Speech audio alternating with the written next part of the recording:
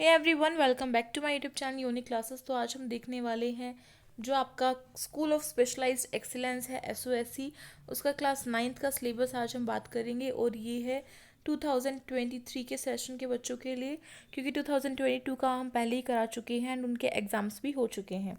ठीक है, तो नेक्स्ट ईयर आप सभी के एग्ज़ाम्स होने वाले हैं एंड उसके लिए हमें सिलेबस की जानकारी होनी बहुत ज़रूरी है।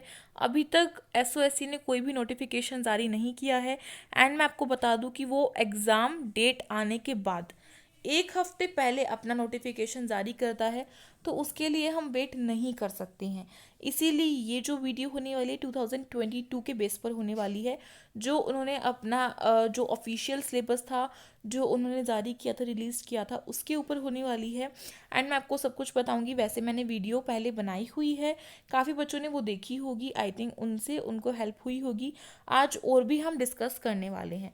ठीक है, तो जल्दी से अपना देख लेते हैं। सबसे पहले बात करते हैं कि आपका जो एग्ज़ाम होगा वो आपका 2 पार्ट्स में होगा, पार्ट 1 एंड आपका पार्ट नंबर 2। जो पार्ट 1 है उसके अंदर आपके MCQs आने वाले हैं। MCQs यानी कि आपका ऑब्जेक्टिव होने वाला है आपका पार्ट नंबर 1। एंड जो आपका पार्ट नंबर 2 है वो आपका सब्जेक्टिव होने वाला है। तो सब्जेक्टिव और ऑब्जेक्टिव में डिफरेंस क्या होता है? एक मेन डिफरेंस यही होता है कि ऑब्जेक्टिव में आपको ऑप्शंस जो है वो दिए हुए होते हैं एंड आपको वो चूज़ करने होते हैं। यानी कि एक क्वेश्चन है, उसके 4 ऑप्शंस गिवन है, जो करेक्ट लग रहा है उसको चूज़ करो, टिक करो। एंड आपका जो सब्जेक्टिव होता है उसके अंदर आपको लिखना होता है। एक क्वेश्चन दिया हुआ होता है एंड वो हमें बस उसके बारे में एक्सप्लेन करना होता है। जो भी उसके बारे में हमें नॉलेज है वो हमें लिख देनी होती है। तो यही है आपका पार्ट 1 एंड पार्ट 2। लेकिन थोड़ा सा ट्विस्ट और है। वो ट्विस्ट क्या है ना, वो ट्विस्ट ये है कि जो आपका पार्ट 1 है उसके अंदर आपके 4 सेक्शंस आने वाले हैं। जो आपका फर्स्ट सेक्शन होगा उसमें आपका रीडिंग कॉम्प्रीहेंशन आएगा। क्या आएगा आपका? रीडिंग, 1 सेकेंड, आपका आएगा रीडिंग कॉम्प्रीहेंशन। सेकंड जो होगा उसके अंदर आपका आएगा डेटा इंटरप्रिटेशन। ठीक है, डेटा इंटरप्रिटेशन। एंड जो आपका थर्ड होगा उसके अंदर आपकी मेंटल एबिलिटी आने वाली है।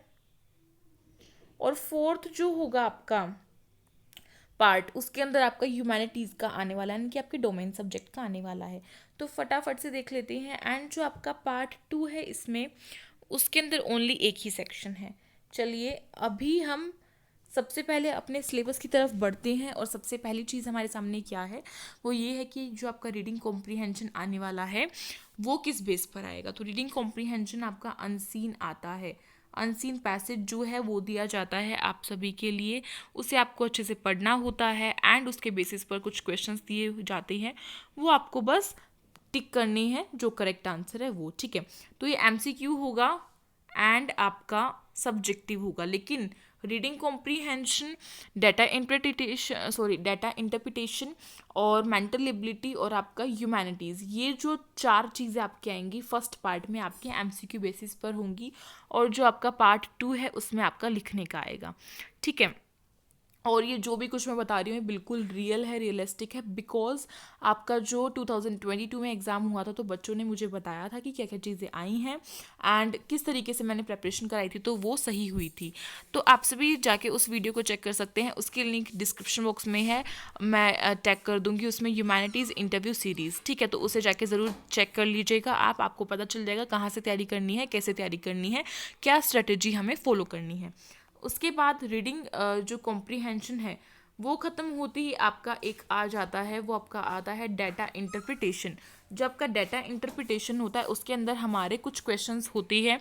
वो किस तरीके से होते हैं? ग्राफिक क्वेश्चंस होते हैं, यानी कि जो ग्राफ्स हैं वो हमें दिए जाते हैं। अब ग्राफ्स में भी आपका क्या होता है ना कि जो हमारे ग्राफ्स होते हैं वो पहले आपको एक अनसीन पैसेज दिया हुआ होगा, उसके बीच में आपको एक ग्राफ दिया होगा। वो ग्राफ जो होगा वो बार ग्राफ हो सकता है, पॉइंट ग्राफ हो सकता है, पाई चार्ट हो सकता है। अब इन सभी चीज़ों की नॉलेज आपको आई एम श्योर होगी क्योंकि आपने ये अपने 8th क्लास तक किए हुए हैं। ठीक है, bar graph and pie chart हम तो करते ही आ रहे हैं। और पाई चार्ट्स जो हैं वो किस तरीके के होते हैं? एक सर्कल होता है बड़ा सा, उसका कुछ इस तरीके से पार्टीशन किया हुआ होता है। ठीक है, और ये बोला जाता है कि आपका एक स्कूल है, उसके अंदर क्लास 10th जो है, मान लीजिए मैं यहाँ पे एक एग्जांपल दे रही हूँ, क्लास 10th के जो स्टूडेंट्स हैं वो क्या कर रहे हैं, वो स्पोर्ट्स में पार्टिसिपेट कर रहे हैं स्पोर्ट्स डे में। तो कौन कौन बच्चे किस किस खेल को खेलने में इंटरेस्टेड है उनकी परसेंटेज दी हुई है कि मान लीजिए फुटबॉल को खेलने में 70% बच्चे जो हैं वो इंटरेस्टेड हैं, ठीक है। क्रिकेट को खेलने में 10% बच्चे इंटरेस्टेड है, कुछ भी मान लो। और ऐसे ही टेनिस को खेलने में आपका 1 सेकेंड, या टेनिस को खेलने में आपके 20% बच्चे इंटरेस्टेड हैं, ठीक। तो ये इस तरीके से दिया हुआ होता है। एंड आपका और भी गेम्स होते हैं लाइक रनिंग वगैरह में, तो उसमें आपके 10% बच्चे इंटरेस्टेड हैं। जो आपका 2 गेम और लगा लो, कोई भी गेम लगा लो जो भी आपको पसंद हो, ठीक है। फुटबॉल है, टेनिस है, बैडमिंटन है, ठीक है, जूडो है, खो खो है, इतने सारे गेम्स होते हैं। तो उसमें भी कोई ना कोई बच्चे जो हैं 20% बच्चे इसमें इंटरेस्टेड हैं और 15% बच्चे इसमें इंटरेस्टेड है। अभी आपको ये एक डाटा दिया हुआ है, ये जो सारी की सारी चीज़ मैंने अभी बताई ये क्या है, ये एक डाटा है। जो डाटा आपको दिया हुआ है इसके बेसिस पर आपसे कुछ क्वेश्चंस पूछे जाते हैं, उन क्वेश्चंस का आपको सिंपली आंसर करना होता है एंड देन आपके जो क्वेश्चन है वो करेक्ट हो जाते हैं, क्योंकि आपको एक क्वेश्चन दिया है, उसके 4 ऑप्शंस दिए हैं और जो सही ऑप्शन है वो आपको टिक करना है। तो ये आपका होता है डाटा इंटरप्रिटेशन। इसमें एनालाइज बेसिस पर आपको करना होता है, केस स्टडी क्वेश्चन इसमें आ सकते हैं। तो ये सभी चीज़ें आपकी एकेडमिक ईयर में भी अब आने लग गई है, रीडिंग कॉम्प्रीहेंशन और आपका डाटा इंटरप्रिटेशन वाले क्वेश्चंस, तो उनको भी आप सॉल्व कर सकते हैं। एंड इसकी प्रेपरेशन आपको खुद से करनी पड़ेगी, ऑनलाइन निकालो, कुछ भी बुक्स रखी हैं आपके लेवल की 8th क्लास की 9th क्लास की, उनमें आपकी जो रीडिंग कॉम्प्रीहेंशन है, डाटा इंटरप्रिटेशन के क्वेश्चंस है, उनको सॉल्व करो, तभी हो सकता है।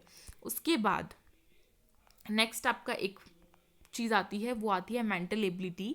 तो मेंटल एबिलिटी के अंदर हमारा क्या होता है, वैसे तो मैं इसकी वीडियो बना चुकी हूँ और जिस बच्चे ने वो वीडियो देखी है उसे अच्छे से समझ में आ गया होगा कि मेंटल एबिलिटी क्या होती है, कैसे इसको सॉल्व करना है, किस तरीके के इसमें क्वेश्चंस आते हैं, सब कुछ। तो आज हम छोटी सी बात करने वाले इसके बारे में कि मेंटल एबिलिटी एग्जैक्टली होती क्या है। तो मेंटल एबिलिटी में जो क्वेश्चंस होते हैं वो हमें दिमाग से सॉल्व करने होते हैं, अपने आप से, ठीक है। दिमाग लगा के हमारे लेवल के क्वेश्चंस दिए जाते हैं और उसके अकॉर्डिंगली हम उसे सॉल्व करते हैं। तो इसमें आपके मैथ्स के और रीजनिंग के क्वेश्चंस आते हैं। और एक खास बात ध्यान देने वाली है कि जो मैथ्स के क्वेश्चंस आपके आते हैं वो आपके सिलेबस से नहीं आते हैं, आपकी बुक्स से नहीं आते हैं, बल्कि वो अलग से आपके लेवल को डिसाइड करके दिए जाते हैं कि आपका इतना लेवल है और आप इसे आसानी से कर सकते हैं, ठीक है। तो ये चीज़ होती है। रीजनिंग में क्या क्या टॉपिक्स आएंगे मैं सब क्लियर करने वाली हूँ इस वीडियो में। उसके बाद जो हमारा डोमेन सब्जेक्ट है उसमें आपकी क्लास 8 जो है उसकी सोशल साइंस की तीनों बुक, आपको उन तीनों बुकों के सभी चैप्टर्स आपको करने हैं, ठीक है। तो 3 बुक आपकी होती है, सिविक्स और हिस्ट्री और ज्योग्राफी। तो सिविक्स को हिंदी में राजनीति विज्ञान बोलते हैं, हिस्ट्री को इतिहास और ज्योग्राफी को हम भूगोल बोलते हैं। तो ये जो 3 बुक है ये तो आपको क्लास 8 की करनी है।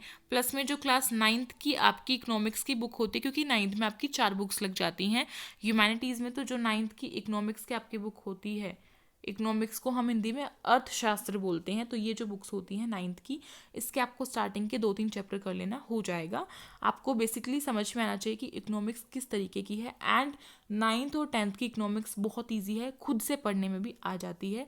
बाय द वे आपके लिए यूट्यूब पे वीडियोस तो अवेलेबल होती ही हैं, तो उन्हें देखिए और उनसे करिए, ठीक है। और 9th के जो बाकी होते हैं हमारे सिविक्स और ज्योग्राफी और हिस्ट्री, उनके भी आप एक एक चैप्टर स्टार्टिंग के कर सकते हैं, काफ़ी अच्छा रहेगा। बाय द वे बच्चे बता रहे थे कि क्लास 8 तक के ही आपके आए थे, 9th के नहीं आए थे, लेकिन हमें थोड़ा सा एक्सटेंड होके चलना पड़ेगा, थोड़ा सा हमें स्मार्ट बनना पड़ेगा, क्योंकि ऐसा भी हो सकता है कि 9th क्लास के दे दे, क्योंकि साइंस में ऐसा ही किया था उन्होंने मैथ्स में, इसीलिए। तो इसमें भी कुछ ना कुछ तो कर सकते हैं ना वो कभी भी, इसीलिए। तो ध्यान से हमें हर एक चीज़ करते हुए चलना है। और यहाँ पे एक और बात बहुत क्लियरली सुन लीजिए कि आपको चीज़ें एसएसटी की चीज़ें आपको रटनी नहीं है, रट्टाफिकेशन नहीं चलेगी। वे चीज़ें रटनी है जो ईयर्स होती हैं, लाइक आपकी डेट्स होती हैं कि जो क्रांति वगैरह, रेवोल्यूशन वगैरह है वो कब कब आए थे, कब नहीं आए थे, उनसे क्या हुआ था क्या नहीं हुआ था, सब कुछ आपको वो थोड़ा बहुत याद रखना होता है, लेकिन समझ समझ के। काफ़ी सारी चीज़ें ऐसी होती हैं ह्यूमैनिटीज़ में जो हमें समझनी होती है एंड देन हम कर सकते हैं। तो ये चीज़ें होती हैं, बट MCQ में मोस्टली चीज़ें ऐसी होती है जो कि आपको अच्छे से याद हुई होनी चाहिए, जैसे कि हमारे मौलिक अधिकार कितने होते हैं, यानी कि हमारे पास राइट्स कितने होते हैं, बेसिक राइट्स कितने होते हैं, ठीक है, उनके नाम कौन कौन से हैं, उनके अंदर क्या क्या होता है, ये सारी चीज़ें आपको पता होनी चाहिए। क्लियर। उसके बाद नेक्स्ट आपका जो ह्यूमैनिटीज़ है उसी के अंदर आपको एक जनरल नॉलेज का पोर्शन मिलेगा। उसके तहत आपके क्या चीज़ें आने वाली, तो जनरल नॉलेज यानी कि जो हमारे इस टाइम पर चल रही है हमें उसकी नॉलेज होनी चाहिए। जर्नल यानी कि बिल्कुल बेसिक नॉलेज जो है वो हम सभी को होनी चाहिए। तो इसमें आपकी जो करंट अफेयर्स हैं वो होती हैं कि इस टाइम पे क्या चल रहा है, लाइक आपका करंट अफेयर जो है वो मोस्टली 1 साल की पूछी जाती है कि कब क्या हुआ था, जैसे कि जो आपके ओलंपिक्स हैं वो 2020 के कौन से ईयर में हुए थे, ठीक है, इस तरीके से कोविड-19 कब आया था, और पैंडमिक जो थी उसमें क्या क्या सिचुएशंस हो गई थी, ठीक है, ये सारी चीज़ें आपको पता होनी चाहिए। तो इन्हें हम करंट अफेयर बोलते हैं कि जो आज के टाइम पर चला हुआ है, बिल्कुल करंट चीज़ है। और एक होती है स्टैटिक जीके। जो स्टैटिक जीके होती है उसमें आपकी ये चीज़ें होती हैं जिसकी जो हिस्ट्री पास्ट है, जो बीत चुका है और वो बदला नहीं है, लेकिन वो भी हमें पता तो होना चाहिए ना, तो इसके अंदर ये आ जाते हैं आपके। एंड इनकी वीडियोस मैंने अपने चैनल पर प्रोवाइड की हुई है, तो उसे जाके आप देखिए। उसकी प्लेलिस्ट की लिंक मैं आपको डिस्क्रिप्शन बॉक्स में ज़रूर दूंगी। जनरल नॉलेज के क्वेश्चंस, ह्यूमैनिटीज़ की क्लासेस बहुत सब लिया हुआ है। जो आपके राइट्स होते हैं, मौलिक अधिकार जो हैं आपके, वो भी मैंने अच्छे से कराए हुए हैं, तो वो सब आपको जाके देखना है, ठीक है। उसके बाद नेक्स्ट अब हम मेंटल एबिलिटी की बात कर लेते हैं। तो मेंटल एबिलिटी जो है आपका, वो पोर्शन बच्चे डिफ़िकल्ट समझते हैं लेकिन डिफ़िकल्ट नहीं होता है। क्यों नहीं होता है? क्योंकि अगर आप इसे अच्छे से प्रैक्टिस के साथ करेंगे तो ये बिल्कुल भी डिफ़िकल्ट नहीं है। इसमें आपको verbal and non verbal reasoning देखने को मिलेगी। तो ये होती क्या है, इसके अंदर आता क्या है, वो हम फटाक से देख लेते हैं। देखते हैं वर्बल जो रीजनिंग है उसमें आपके कुछ कैलकुलेशन के क्वेश्चंस आएंगे, लाइक सीरीज वाले आ जाएंगे, कोडिंग डिकोडिंग, मिसिंग नंबर आपके आ जाएंगे, और सिंबल सब्स्टिट्यूशन वाले आ जाएंगे, डायरेक्शन वाले आ जाएंगे, क्यूब्स वाले आ जाएंगे। क्यूब्स एंड डाइस ये वाला टॉपिक मैंने अच्छे से कराया हुआ है, और क्लॉक, कैलेंडर, टाइम, डायरेक्शन, ये सारे जो टॉपिक्स है वो आपके आ जाएंगे। सीरीज़ मैंने कराई हुई है, कोडिंग डिकोडिंग मैंने कराई हुई है। तो ये बहुत सारे टॉपिक्स मैंने रीजनिंग के कराए हुए हैं जो कि आपके लिए भी इंपॉर्टेंट है, तो उसे जाके फटाक से देख लीजिए। उसके लिंक मैं आपको डिस्क्रिप्शन बॉक्स में मेंशन कर दूंगी। एंड हमारा टेलीग्राम ग्रुप है SOSC का, उसे भी आप ज्वाइन करना चाहें तो कर सकते हैं। उसकी भी लिंक मैं डिस्क्रिप्शन बॉक्स में आपको दे दूंगी। तो डिस्क्रिप्शन बॉक्स को अच्छे से देखना है, ध्यान से देखना है। उसके बाद आपका नॉन वर्बल में क्या क्या चीज़ें आती है, तो नॉन वर्बल में बेसिकली आपके मिरर वाले क्वेश्चंस आते हैं कि ये इमेज जो है वो विदाउट मिरर ऐसी दिख रही है, तो मिरर में कैसी दिखेगी ये बताओ, ठीक है। और भी बहुत सारे अलग अलग आते हैं आपके क्वेश्चंस, यानी कि डायग्रामेटिक क्वेश्चंस आपके आते हैं। डायग्राम दे दिया जाता है, उसके बेसिस पर बताना होता है, ठीक है। ये ट्रायंगल है, इसकी 3 साइड्स है, 3 साइड्स में अलग अलग नंबर दे दिए, लाइक यहाँ पे 10 है, यहाँ पे 15 है, तो यहाँ पे कितना होगा ये बताओ। प्लस माइनस करके आता है वो, और वो हमें आसानी से निकाल लेना होता है, ठीक है। अब आपका मेन मुद्दा आता है ऐसे राइटिंग का। ऐसे राइटिंग यानी कि आपका पार्ट नंबर 2, जो आपका पार्ट नंबर 2 है आपके एग्जाम का, वो है, उसमें एक ही सेक्शन है, वो है आपका ऐसे राइटिंग का। आपको कोई टॉपिक दिया जाएगा, उसके बेसिस पर आपको ऐसे लिखना है। तो मेरी एक बात बहुत ध्यान से सुनिए, ये वाला टॉपिक आपको करना बहुत ज़रूरी है, बहुत बहुत बहुत ज़रूरी है। अगर आप सभी इस पार्ट को छोड़कर आते हैं, इसका मतलब आप इस एग्ज़ाम में फेल हो जाएंगे। इसीलिए ये पार्ट आपको बिल्कुल भी छोड़कर नहीं आना है, ये आपको अटैम्प्ट ज़रूर करना है। चाहे आप पार्ट 1 के क्वेश्चंस को स्किप कर सकते हैं, जो क्वेश्चंस आपको अच्छे नहीं लग रहे हैं या फिर आपको आते नहीं हैं, क्योंकि इसमें नेगेटिव मार्किंग है। इस वजह से जो आपकी नेगेटिव मार्किंग है, इसकी वजह से आपका क्या हो जाएगा कि आपके 1/4 नंबर कट हो जाते हैं। 1/4 मीन्स 0.25, यानी कि अगर आपके 4 क्वेश्चन गलत है तो आपका 1 नंबर एक्स्ट्रा कट जाएगा, यानी कि 5 नंबर कट जाएंगे। तो ये होती है आपकी नेगेटिव मार्किंग। इसीलिए ऐसे राइटिंग वाला जो चीज़ है वो हमें करनी है। ऐसे राइटिंग आपका अच्छे खासे नंबर का आता है। और ऐसे में लिखना क्या होता है, देखो, जो हमारे दिमाग में चीज़ें आ रही हैं, जो टॉपिक हमें दिया गया है, और अगर हमें उसकी नॉलेज है अच्छी खासी, तो हम आराम से ऐसे लिख सकते हैं, चाहे वो इंग्लिश में हो चाहे वो हिंदी में हो, ठीक है। अब एक चीज़ और अच्छे से सुन लीजिए, मैं एक यहाँ पे आपको बहुत छोटी सी ट्रिक दे रही हूँ, या फिर इसको आप टिप समझ सकते हैं, जिससे कि आप अपने ऐसे राइटिंग को अच्छा बना सकते हैं। तो वैसे तो मैंने ऐसे राइटिंग की पूरी बड़ी अच्छी खासी वीडियो बनाई हुई है, उसे जाके देखना कि किस तरीके से हमें अपनी ऐसे राइटिंग को करना है जिससे कि आपके अच्छे नंबर आए, ठीक है। लेकिन यहाँ पे एक छोटी सी चीज़ ये बताना चाहती हूँ कि अगर आप सभी के पास SST इंग्लिश मीडियम में है और किसी किसी बच्चे के पास हिंदी मीडियम में भी होगी, तो ये जो एग्ज़ाम है दोनों मीडियम में आता है, इंग्लिश मीडियम में भी और हिंदी मीडियम में भी। क्वेश्चंस जो हैं वो दोनों मीडियम में आते हैं, ठीक है। तो जो आपके MCQ क्वेश्चंस है उसमें तो आपके OMR शीट आती है। अब OMR शीट क्या होती है, इसे कैसे फिल करना होता है, सब कुछ मैं आपको एक सेपरेट वीडियो में बता चुकी हूँ, उसे भी जाके देख सकते हैं आप। डिस्क्रिप्शन बॉक्स में लिंक जो है मेंशन करने की पूरी अपनी कोशिश करूँगी। तो उस टाइम पे क्या होता है ना, उस टाइम पे हम मान लीजिए मेरे पास जो SST है वो हिंदी मीडियम में है और किसी बच्चे के पास इंग्लिश मीडियम में है, लेकिन उस बच्चे को इंग्लिश मीडियम में SST समझ में तो आती है लेकिन लिखनी नहीं आती है अच्छे से, यानी कि उसको इंग्लिश के सेंटेंसेस बनाने नहीं आते हैं अच्छे से, या फिर उसकी ग्रामेटिकली मिस्टेक होती है। तो उस चक्कर में तो हमारे ऐसे राइटिंग में नंबर कट जाएंगे। इसलिए हमें क्या करना पड़ेगा कि आप SST के क्वेश्चंस को इंग्लिश में पढ़िए और उसके आंसर भी आप इंग्लिश में दे सकते हैं, क्योंकि वहाँ पे तो कुछ पता नहीं चलेगा ना कि आपने इंग्लिश में पढ़ा है, हिंदी में पढ़ा है, किस में पढ़ा है, नहीं पता चलेगा। लेकिन अपना जो फॉर्म होता है उसमें आप हिंदी को शो कीजिए कि हमने ये चीज़ हिंदी में ली है और हमने हिंदी में पढ़ा है। उसके बाद आपके पास एक प्रायोरिटी ये हो जाएगी कि आप ऐसे राइटिंग को हिंदी मीडियम में लिख के आ सकते हैं, यानी कि जो आपको ऐसे राइटिंग का टॉपिक दिया हुआ होगा, विषय दिया हुआ होगा, उसे आप अपने इंग्लिश की जगह हिंदी में अटैम्प्ट कर सकते हैं, जिससे कि हम बहुत अच्छे नंबर उसमें स्कोर कर सकते हैं। तो ये मेरे ख्याल से एक छोटी सी ट्रिक थी जो मुझे आप सभी को बतानी थी, इसलिए मैंने बता दी। और बाकी अगर आपको ऐसे राइटिंग की अच्छे से वीडियो देखने तो उसके लिंक डिस्क्रिप्शन बॉक्स में मेंशन है। बाय द वे, आपको आज की वीडियो अच्छी लगी तो प्लीज़ इस वीडियो को लाइक करें, अपने फ्रेंड्स में शेयर करें ताकि वो भी तैयारी कर सकें, एंड सब्सक्राइब करना बिल्कुल ना भूलें ताकि आपको हर एक चीज़ के नोटिफिकेशन टाइम टू टाइम मिलता रहे। बेल आइकन को ज़रूर प्रेस करें।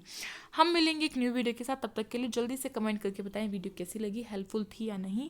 कुछ भी क्वेरी हो तो कमेंट बॉक्स में फटाक से पूछ लो। हमारी इंस्टाग्राम ID जो है वो है यूनिक क्लासेस के नाम से, तो उसे भी आप फॉलो कर सकते हैं अगर आप चाहें तो, ठीक है। यूनिक क्लासेस के नाम से हमारी इंस्टाग्राम ID है। मिलेंगे एक न्यू वीडियो के साथ, तब तक के लिए thank you so much for watching this video.